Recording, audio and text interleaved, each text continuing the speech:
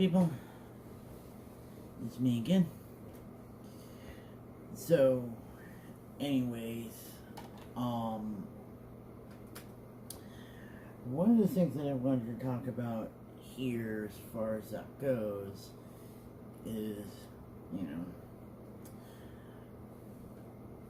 is one of the things that is a bit of pastime for some people, having CDs, and then for some other people, like, just about,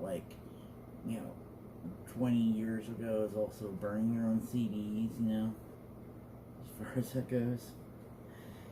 Yeah. So, anyways, I think for me, I didn't really start burning CDs until around, 05, 06 at that point, because I didn't have a computer that could burn CDs yet, as far as that goes,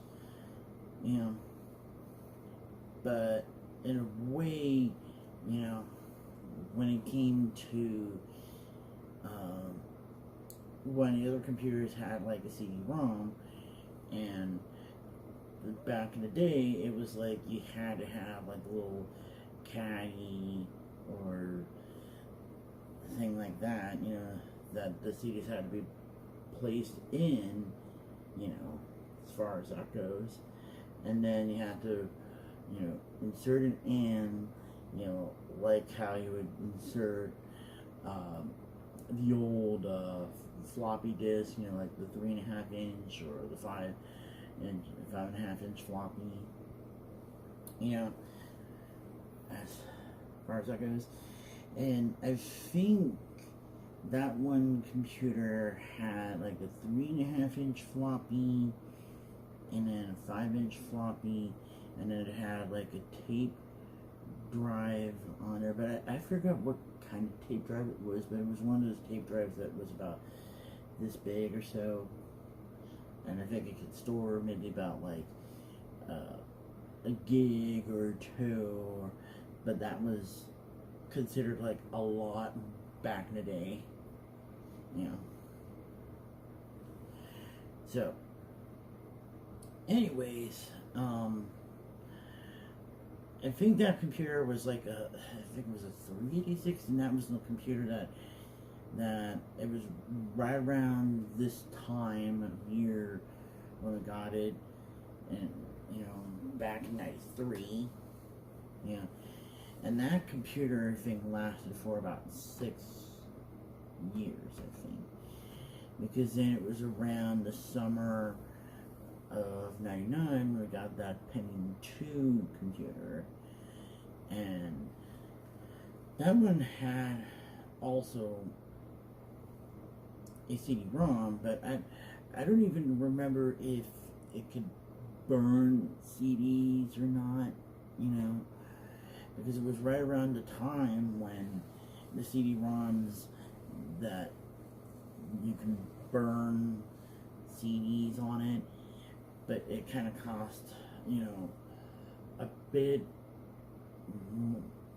much as one of the CD-ROMs that can go really fast, like 36X or 36 speed or whatever they call it, because I remember seeing that sort of thing on one of those Circuit City or Office Max ads at one time during my senior year when I was one of the teacher's aides at that point there. Yeah. So, anyways, I'm trying to think here.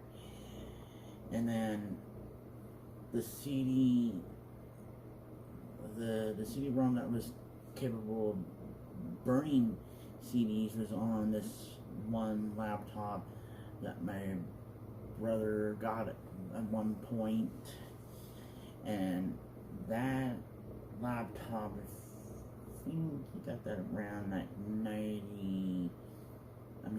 03, I think, and so it lasted up for the same amount of time, 6 years, you know. And then there was the other computer, which was it was this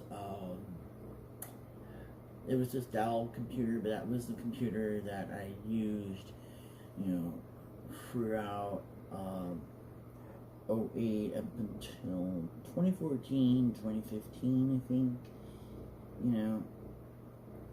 And that was like the computer that I used back then when I did all those YouTube poops and all that. And that one also had like a CD-ROM that could also burn CDs, but it also can play DVDs as well. Yeah. And then with this laptop that's in my room, you know, I bought a CD drive for that connects with like a USB port, yeah. And that one can only do, you know, CDs and DVDs as well as reading and burning them as far as that goes, yeah. And I can do, of course, like the rewritable ones as well. And I think it was the same thing with like the two other computers back then, you know, as far as it goes. So, anyways, I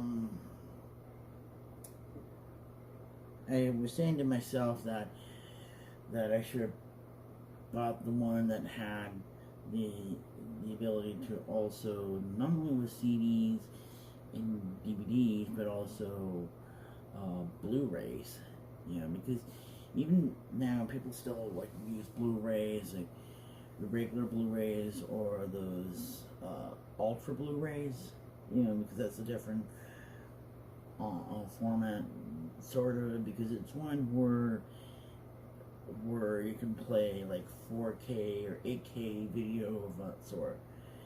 And in a way we have like a regular Blu-ray player in the bonus room, but I mean it's plugged in, but it hasn't really been connected to the TV. And I think we have to have like some sort of thing to kind of convert, you know, the HDMI cable to a component video, because like the regular cable box is connected to the first HDMI port, and then the second one is for the Fire TV stick, you know. But I think the strangest thing there is that now that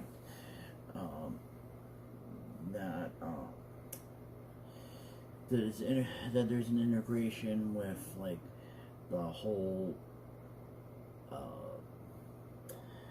Disney Plus, Hulu, and Netflix, and Amazon Prime. It's kind of like we don't really need the Fire TV sticks or the Roku stick as far as that goes, you know. So that was just one of those little things. And if I remember correctly, that Blu-ray player is also a Samsung Smart TV player as far as that goes, because it can also do Netflix and YouTube and a lot of other stuff, you know. So that was one of the other little things there, you know. But it's interesting in how, like, when it comes to like media and all that, you know. So not only that, I completely forgot to mention that I also got a, you know, portable CD player as far as that goes. And this one was just more like your basic, you know, portable CD player back then, you know, where it can play, you know, just the regular CDs, and then the ones that are burned with MP3 files on it, you know. So that's like another thing there. You know what I mean? So the other thing I kind of wanted to add onto it was it's not just that. Yeah.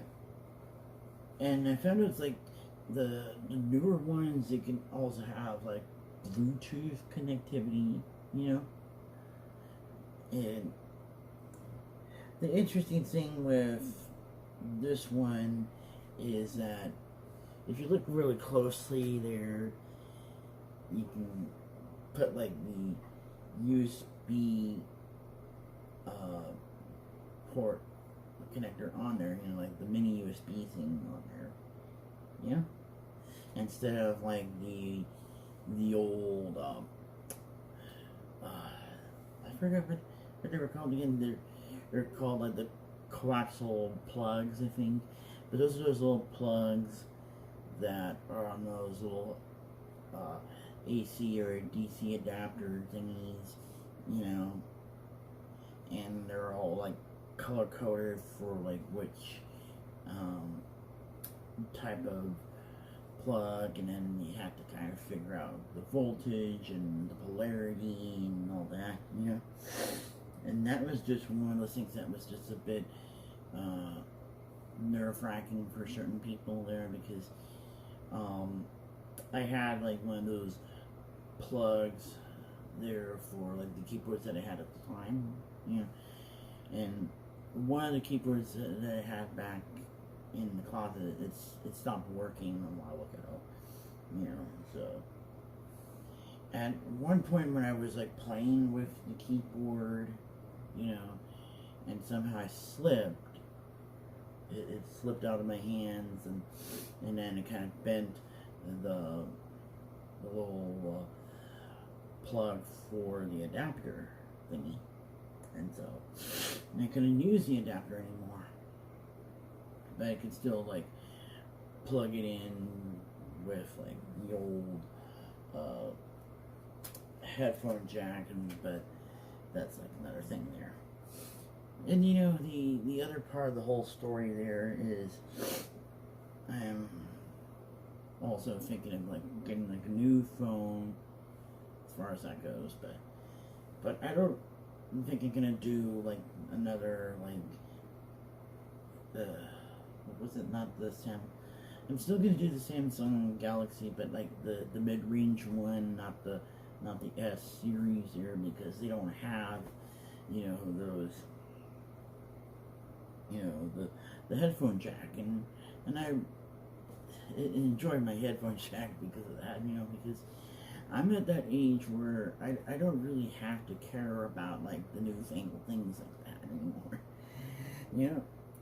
And the whole headphones jack like this, it's a lot more easier, because then you just have to plug it in and then you're done, you know, rather than having to pair up the whole earbuds or whatever it is, you know. And then the bigger problem is then you have to like charge them and all, and then compared to like, you know, with the, you know, the old-fashioned, you know, headphones like these, you know, you just, as I said before, you just plug it in and then you're done with it. Yeah. So, anyways, I guess that's probably it. So, talk to you guys later.